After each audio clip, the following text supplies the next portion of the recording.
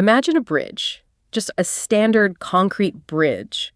But this isn't a bridge that, connects a suburb to a city. It connects almost every single buyer on the planet to almost every single seller on the planet. That is a very big bridge. It's massive, and every single time someone crosses that bridge, whether they're tapping a phone to buy a latte in Seattle, clicking book for a hotel in Tokyo, or subscribing to a SaaS platform in London, the owner of that bridge is standing there. Just waiting. Just waiting. They don't make the cars. They don't sell the coffee. They honestly don't even care if the driver crashes the car. They just own the asphalt. And they collect a tiny, invisible toll. And here's the kicker, right? If the price of that latte goes up because of inflation, the toll goes up automatically. Automatically. The bridge owner doesn't have to mix more concrete. They don't have to paint new lines. They just, stand there and watch the revenue climb. It sounds like the perfect business. It sounds like a cheat code for capitalism. It might be the closest thing to a cheat code in modern capitalism. We are talking, of course, about the digital toll booth of the global economy. We are talking about Mastercard. That's the one. It is January 31st, 2026. Cash is dying. I honestly haven't touched a physical dollar bill in probably 3 months. It's just gasping for air. And this company is standing right there to collect a tax on the movement of money. A buck. And there is always a but on this show. There's always a but. Even the most perfect bridge can be a terrible purchase if you overpay for it. That is the core tension here, isn't it? We have a company that just released earnings 2 days ago. Shattering expectations, posting a 51% return on invested capital. Just absolute financial perfection. It's a beautiful thing to look at on a spreadsheet. It really is. But the stock price, it is sitting at a valuation that demands that perfection continues forever. No mistakes allowed. Right. It's priced for a flawless future. So the mission for this deep dive is simple. Can a wonderful business actually be a bad investment? We are going to dissect that tension between a massive earnings beat and a valuation that leaves absolutely zero margin for error. And before we unlock the toll booth, we need to handle a little housekeeping to really understand the water we are swimming in, specifically regarding these, high valuations. You need to know the temperature of the entire market. The macro view. Exactly. We highly recommend you search for and download the iOS app Buffett Indicator from the Apple App Store. It tracks the total market valuation relative to GDP. It's basically a thermometer for stock market fever, tells you if things are getting too hot. A very, very useful tool. And a quick disclaimer before we dive in. What we are about to discuss is based on deep value research reports, specifically the ones generated on January 29, 2026. You can find the full reports in the description. And we have to say this. We do. But remember, this is for educational purposes only. We are analyzing the data. We are not giving you personalized investment advice. You have to do your own due diligence. And if you want to listen to our full deep dive about this topic or access more advanced contents, welcome to join Deep Value Club membership or subscribe to us on deepvalues.ai. All right, with that out of the way. Okay, let's unpack this. We have a massive roadmap today. First, we're going to look at the engine how Mastercard actually makes money because, spoiler alert, most people get this completely wrong. Oh, completely wrong. It's one of the biggest misconceptions in finance. Then we're going to break down the news, the Q4 and full year 2025 earnings that just dropped. Then we step into the ring for the debate, the growth view versus the deep value view. The bull versus the bear. And finally, the verdict.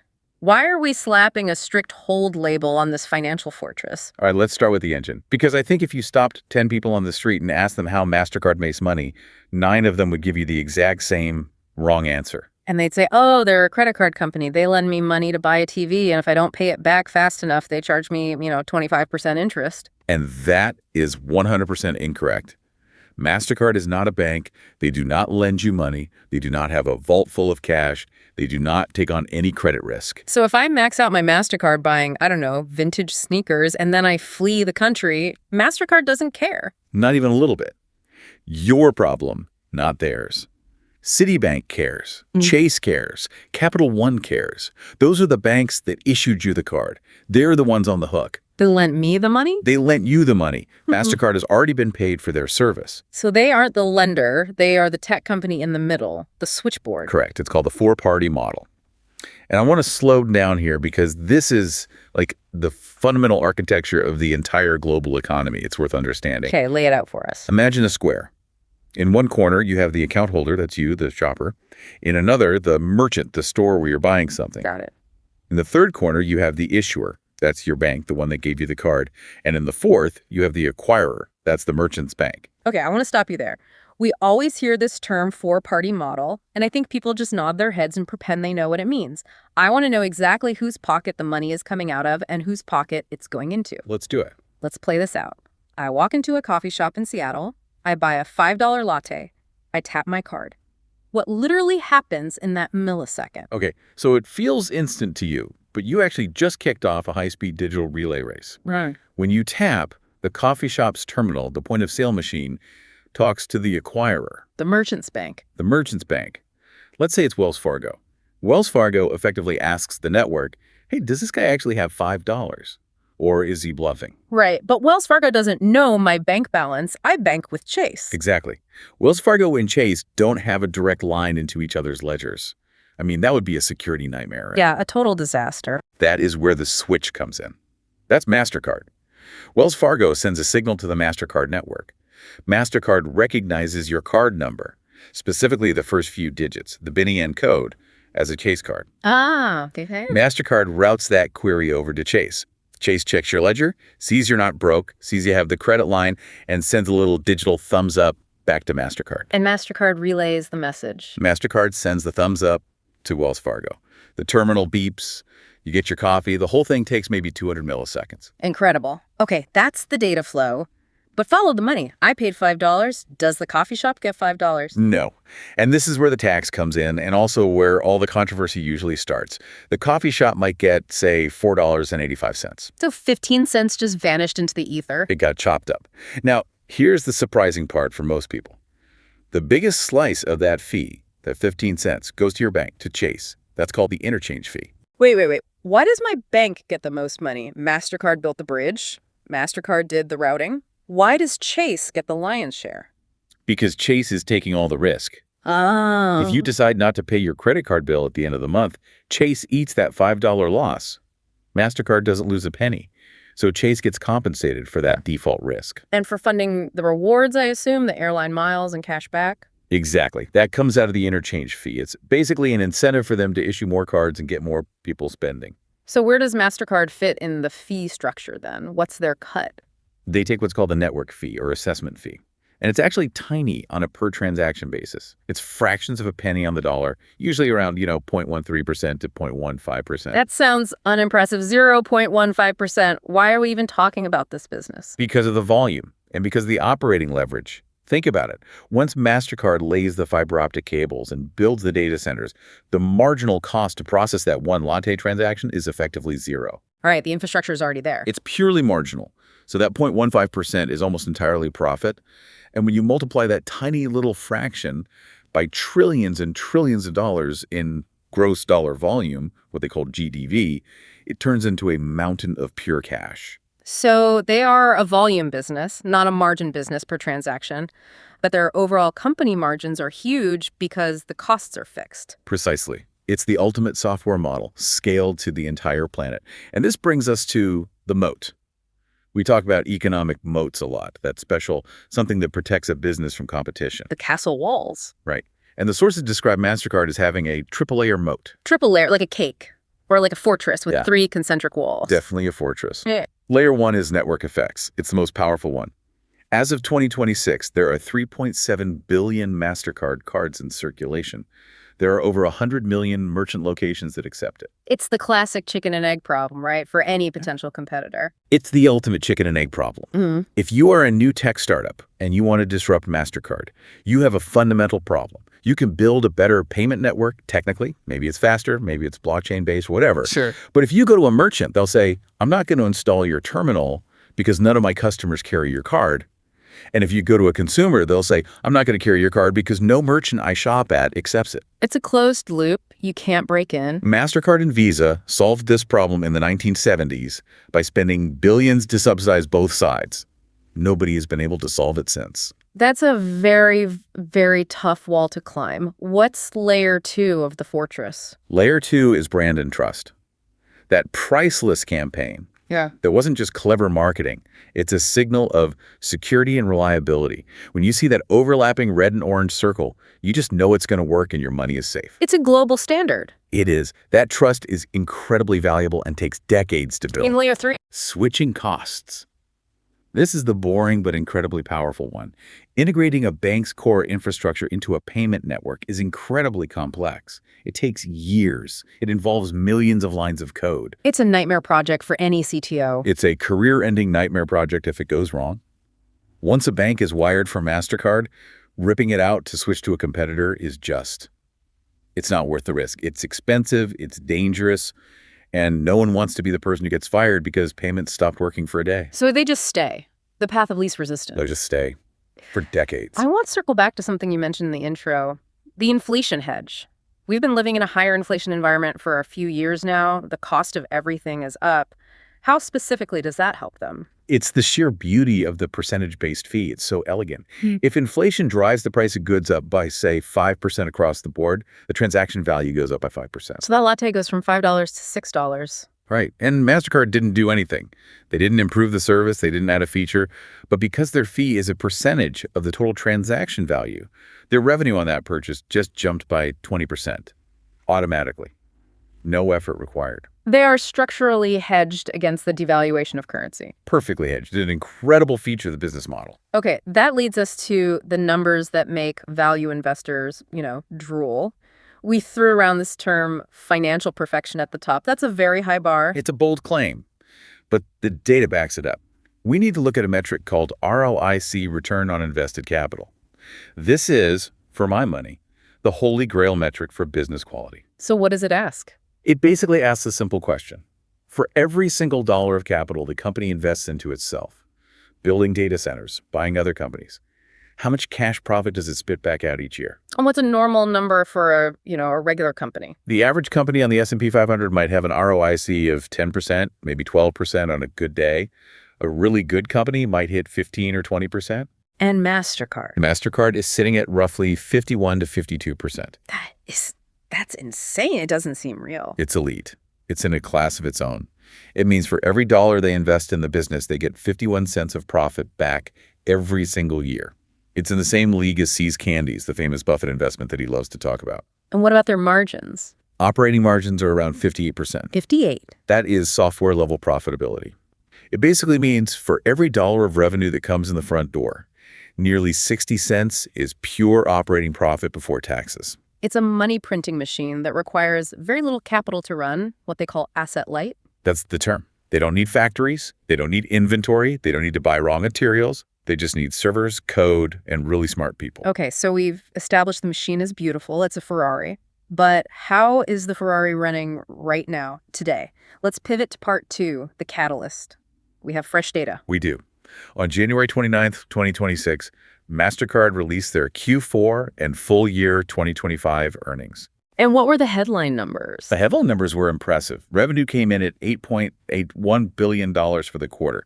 That is up 18% year over year. 18% growth for a company of this size, a mega cap that is massive. Usually when you get this big, you start to slow down. That's the law of large numbers, and Mastercard seems to be defying it, at least for now. EPS earnings per share hit $4.76.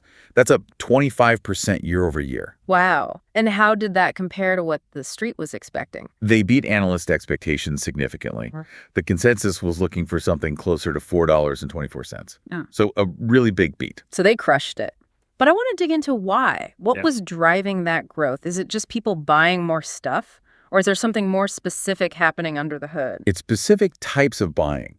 The star of the show, without a doubt, was cross-border volume. It was up 18%. Wait, I thought the world was, falling apart. We hear about trade wars, geopolitical fragmentation, regional conflicts. Shouldn't cross-border be down? You would think so, wouldn't you? It's counterintuitive. But the data shows that despite the headlines, the global economy is still deeply, deeply interconnected. People are still traveling. International travel is booming. Yeah. People are making up for lost time from the pandemic years. And trade flows, while they might be shifting, are resilient. And cross-border is critical because it is the highest margin revenue Mastercard makes.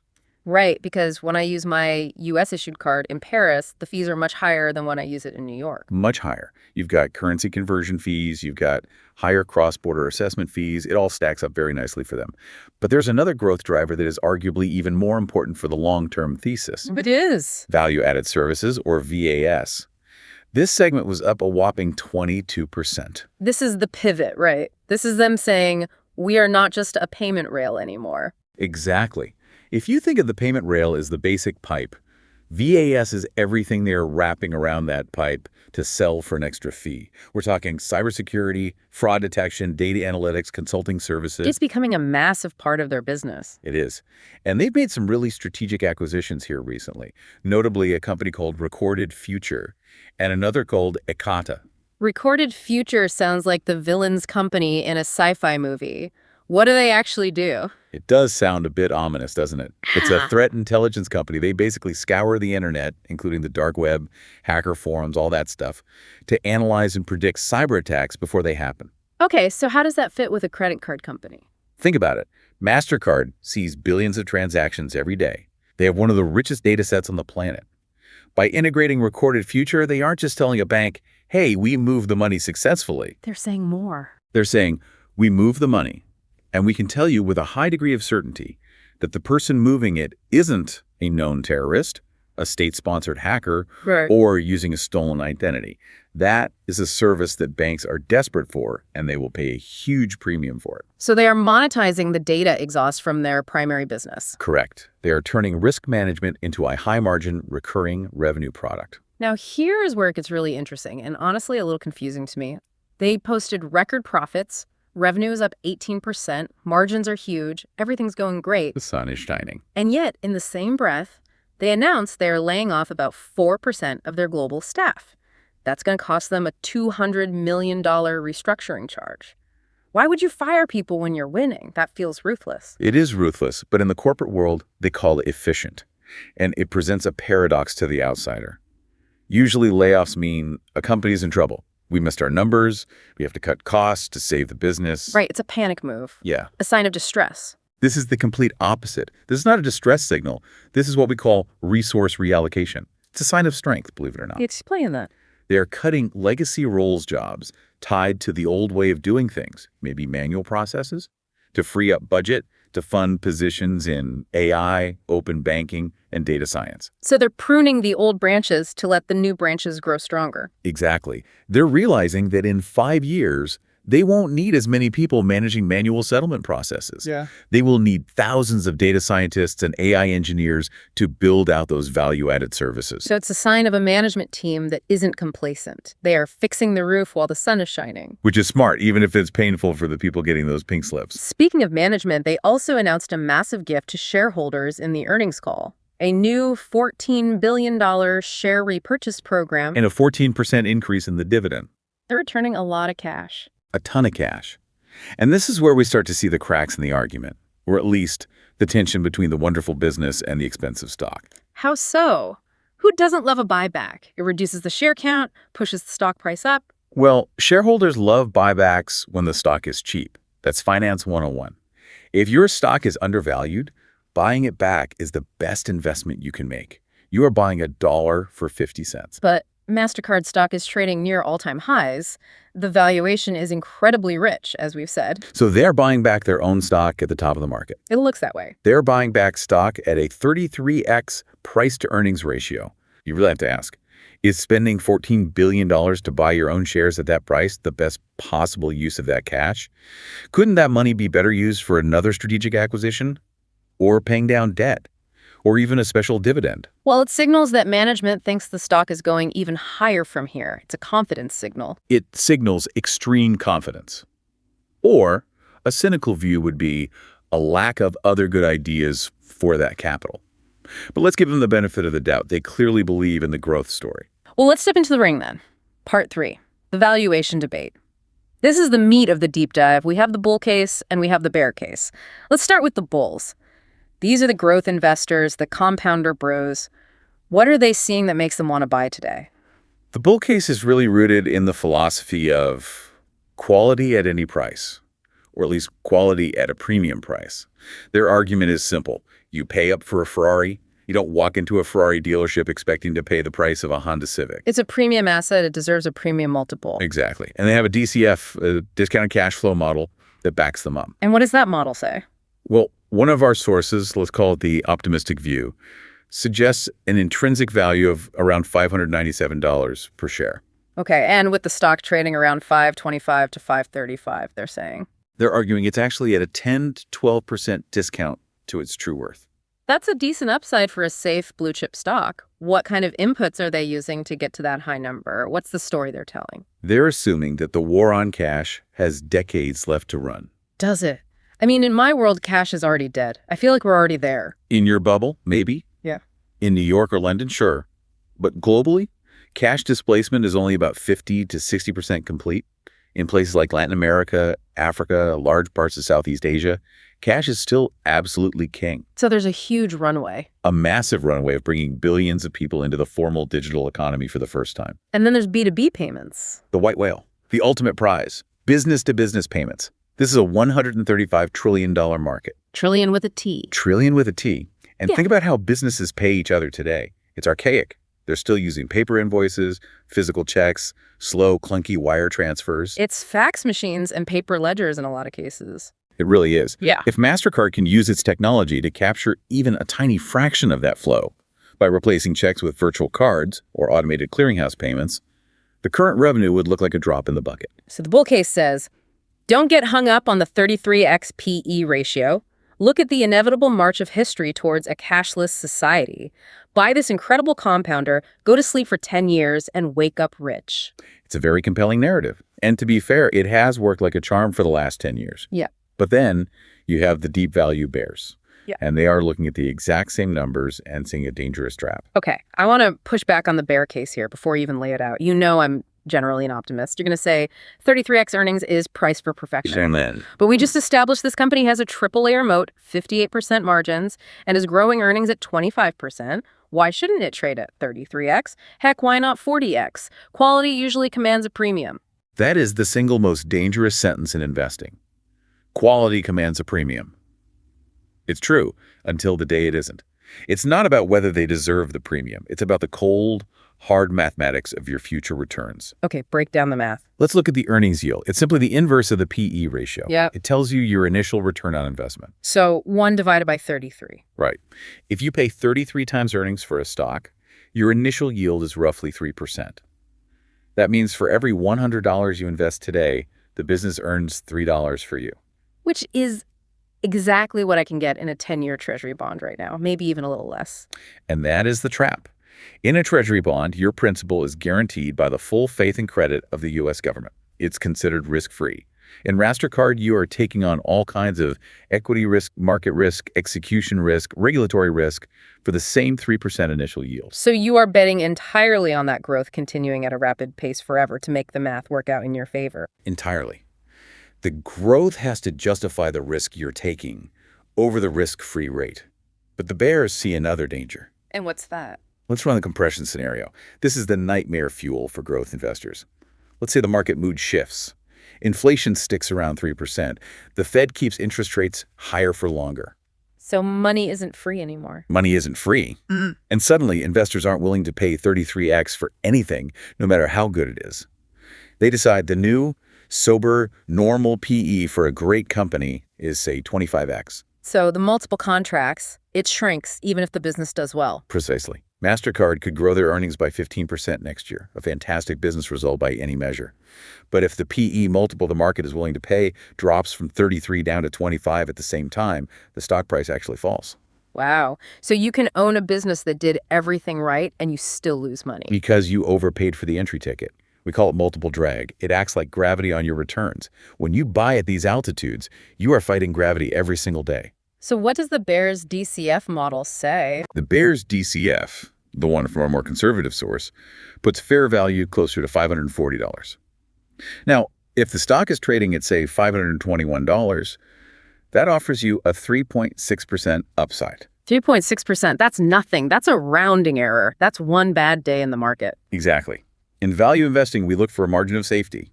We want to buy $1 for 60 cents. Buying $1 for 96 cents is not a margin of safety. It is a margin of error. If you're wrong about any of your assumptions, if growth slows just a little bit, if a new regulation hits, you lose money. There's no cushion for error. So we have the research team's verdict. We've heard both sides. What is the official call from the deep dive desk on Mastercard? The verdict is a strict hold A. A hold. It feels a bit anticlimactic, doesn't it? It's not a buy, it's not a sell, it's a shrug. Why not just sell if it's this expensive? It's the nuance that matters. Yeah. We reject the sell call because you simply do not sell a 51% ROIC business just because it is slightly expensive. That's a huge mistake many people make. First, you would trigger capital gains taxes, which is a guaranteed haircut on your returns. And more importantly, you would interrupt the beautiful compounding of a world-class asset. If you own the castle, you keep the castle. You don't sell it just because the real estate market is a little hot. Okay, that makes sense. But we also reject the buy call because... Because there is zero margin of safety. We don't put new money to work when the odds are just okay. We are paid to wait patiently until the odds are overwhelmingly in our favor. So for new money, the door is closed and locked for now. Okay, so we are sitting on our hands. But what could shake us out of this hold? What are the storm clouds on the horizon that we're watching? Let's move to part 4, the risks. Why are we waiting? There are two main threats that keep us on the sidelines. One is regulatory, the government coming for their fees, and one is technological new tech making them obsolete. Let's start with Washington. The Credit Card Competition Act, or CCCA. It sounds incredibly boring. It sounds like a piece of legislation that gets filed in a basement somewhere. But you're marking this as a code red threat. Why is it so dangerous? It's potentially explosive for their business model. This legislation was reintroduced in January 2026. And significantly, it seems to have support from President Trump. This is a bipartisan issue. So what would it do? How would it work? Right now, when you swipe a Mastercard branded card, the transaction must go through Mastercard's network. Yeah. You don't have a choice. The bank doesn't have a choice. The merchant has no choice. It's a monopoly on that specific piece of plastic. Correct. The CCCA would force the big banks to put a second alternative payment network on the card, maybe a smaller network like NYCE or Star or Pulse. And here's the kicker, right? Here's the kicker. It would give the merchant the legal right to choose which network to use for the transaction. I see where this is going. So if I'm Walmart and I have a choice between routing the transaction through the cheap local network for, say, 5 cents or through Mastercard's network for 10 cents. Walmart is picking the cheap one every single time, 100% of the time, without exception. That turns Mastercard from a premium luxury brand into a common commodity. They'd have to lower their prices to compete with the cheap guys on every single swipe. It destroys their pricing power overnight. If they have to compete on price for every single transaction, those beautiful 58% margins we love so much, they vanish. And the political angle here is dangerous for them. How so? This isn't a simple Democrats versus Republicans issue. The idea of sticking it to the big banks and credit card companies is a very populist message on both sides of the aisle. Retailers hate the fees. Consumers hate inflation. It's an easy political win. And there's also the ongoing antitrust litigation regarding swipe fees. Yes, there's a settlement estimate floating around with that somewhere in the neighborhood of $5.5 to $6.2 billion. That sounds like a lot of money. It is a lot of money, but for Mastercard, that's about 1 year of free cash flow. They can write that check and move on. The money isn't the real problem. The problem is what the lawyers call injunctive relief. Which means? It means the court doesn't just fine you. It tells you to permanently change how you do business. If a court rules that Mastercard can no longer set interchange rates, or if it caps those rates forever, their pricing power evaporates. That is the true existential threat. Okay, so that's the government risk. What about the technology risk? We keep hearing about FedNow and real-time payments. This is the fear that new technology will just bypass the credit card rails entirely. FedNow is the U.S. government's instant payment system. It moves money from bank account A to bank account B in seconds for just pennies. It's what's called account-to-account, or A2A. So why wouldn't I just use that instead of paying Mastercard and Visa a 2 or 3% fee? If I can send money instantly for basically free, Mastercard seems obsolete. And this is where the moat defense kicks in. And I think it's a very, very strong one. Mastercard isn't just selling the movement of money. They are selling trust. Break that down for me. What does that mean in practice? If you use FedNow to send $100 to an online merchant for a pair of shoes, that money is gone. Instantly. Irrevocably. It's the digital equivalent of handing over cash. Okay. Now, imagine the shoes never arrive. Or they arrive and they're fake. Or they're broken. With FedNow, good luck. You have very little recourse. You're probably out $100. But with a credit card? You pick up the phone, you call your bank, You say, hey, I didn't get the shoes, or this isn't what I ordered. The bank initiates a chargeback. You get your money back almost immediately. The burden of proof is on the merchant. That consumer protection is the product. Plus you get the rewards, the airline miles. Plus the rewards and the float. You don't have to actually pay for the shoes for 30 days. Consumers love the float and the points. FedNow doesn't offer any of that. It's just a dumb pipe. Mastercard is a smart service layer. And I noticed in the earnings report that Mastercard isn't just fighting this trend. They seem to be co-opting it. Yes, very smartly. Yeah. They are now facilitating account-to-account transfers themselves using their own technology. That segment of their business grew 35% year over year. So they're hedging their bets. They're basically saying, fine, if you want to use the cheaper A2A rail, use our software to do it, and we will still wrap it in our security, our fraud protection, and our data analytics. That's smart. Keep your friends close and your potential disruptors even closer. Exactly. They want to be the manager of the payment, regardless of which pipe it ultimately flows through. Okay, so bringing it all together in part 5, the sit-on-your-hands strategy. Let's give our listeners a concrete game plan based on all this. Right, let's make it actionable. If you are a current owner of Mastercard stock, our instruction is simple. Do not sell. Even if the stock chart looks bad, I saw some technical analysis saying it broke its 200-day moving average. It looks technically weak. Ignore the chart. Ignore the 200-day moving average. Those are tea leaves. You are an owner of a business, not a renter of a stock ticker. The only reason to sell this company is fundamental deterioration of the business itself. And what's the canary in the coal mine for that? When do I actually start to panic? You watch one metric above all others, net revenue yield. That is their take rate. It's the total revenue divided by the total volume. If you see that number start to consistently drop quarter after quarter, it means the regulatory pressure or the competition is forcing them to lower their prices. The toll bridge has to lower the toll to get cars to cross. When that happens, the moat has been breached. That is when you sell.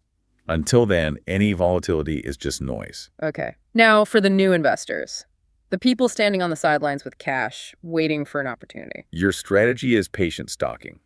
Do not just buy the dip. You need to wait and buy the panic. Define the difference for me. Buying the dip is buying because the stock is down 5% on a Tuesday for no good reason. That's just vanity, trying to catch a falling knife.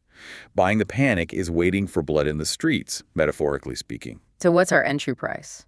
We are looking for an entry price in the range of $440 to $450. That would put the valuation at a much more reasonable 27x earnings. And what triggers that kind of drop? It probably won't be a bad earnings report, will it? They don't have bad earnings. Unlikely. It'll be scary headlines. Wait for a news cycle where it looks like the Credit Card Competition Act is actually going to pass the Senate or a major antitrust ruling goes against them. So you wait for the narrative to turn negative. Exactly. That will scare the tourists, the short-term traders, and the headline readers out of the stock. They will sell because they're scared of the regulation. That is when the fortress goes on sale, and that is when we put new money to work. It's the classic Buffett framework. You have to separate the company quality, which is elite, from the market condition, which is currently expensive and fearful. We hold the castle, but we keep the drawbridge up until the market offers us a toll we are willing to pay to get in. I love that image. Before we wrap up, I want to zoom out for a second. We've talked a lot about payments, but looking at the sources, particularly their new focus on value-added services and cyber intelligence, I'm starting to wonder if we are thinking about this company all wrong. How so? What do you mean? Well, historically, we paid Mastercard to move our money from point A to point B. But with the acquisition of Recorded Future and Ekata and this intense focus on digital identity, are we transitioning to a world where we pay them to prove who we are? That is a profound question. Think about the age of AI we're entering. Deepfakes, voice cloning, sophisticated digital fraud is exploding. It's getting harder and harder to know if the person on the other end of any digital transaction is a real human or a clever bot. Right. If I'm logging into my bank account or making a massive online purchase or maybe one day even voting. You need a trusted arbiter of truth, a neutral party that can verify identity. And Mastercard has the data. They see the behavior patterns. They know it's you because they know how you spend, where you travel, what device you're using. So if they can pivot from being the king of payments to being the king of digital identity, the total addressable market isn't just global commerce, it's everything. It's every interaction in the digital world. Is identity the ultimate monopoly? That is a thought to chew on. It certainly changes the valuation math if you believe that is their future, a much, much bigger future. Well, we will have to wait and see if they can pull off that pivot. For now, we watch the toll booth, And we wait for a price. Indeed. We wait. A final reminder to check out the Buffett Indicator app to keep an eye on that macro temperature, and please read the full disclaimer in the show notes. This has been The Deep Dive. Thanks for listening. Stay curious.